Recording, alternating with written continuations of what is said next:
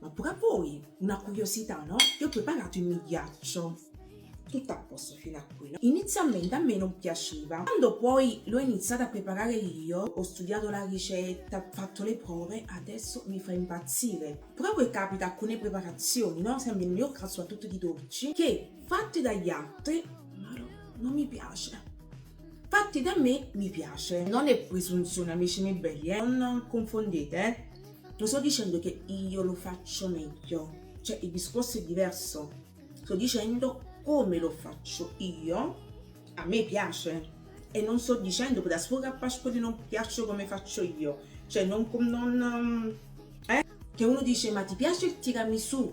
Sì, ma lo devo fare io. Ti piace il mio ghiaccio? Sì, ma lo devo fare io. Se lo fa un'altra persona non mi piace, sa perché faccio a modo mio. I dolci che devo preparare io, che non riesco a mangiare fatti dagli altri, il mio ghiaccio, il tiramisù, la pastiera, gli strufoli, poi così, avete presente le torte dei compleanni?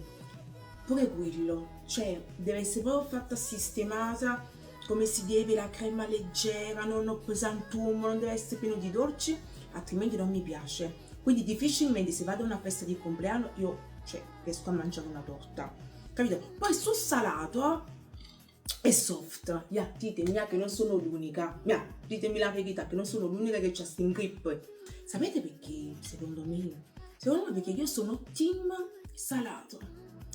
Mettimi pasta a forno, melanzane, a funghetto, parmigiana, salsicce e friarielli, pasta a forno, pasta alla siciliana, mettimi una bella fetta di carne arrosto con le patate, cioè difficilmente faccio no, mangio il salato. Non sono fan dei dolci, quindi quei pochi dolci che mi piacciono non essere fatto come dico io, altrimenti non mangio. E mi ghiaccio, amici miei belli, è fatto come dico io, perciò la magna, perciò me lo mangio.